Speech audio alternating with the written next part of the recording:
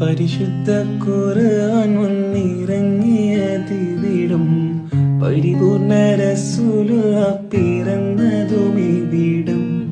നിസാമിക കവിതകൾ ഉറവിട്ടതിവിടം മസനവിക്കുറവയാം അറബിക്കെട്ടിവിടം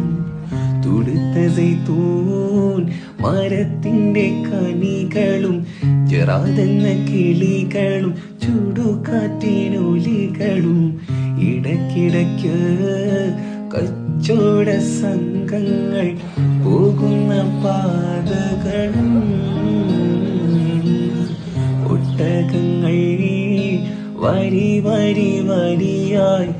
കാരക്കമരങ്ങൾ നിര നിര നിരയായി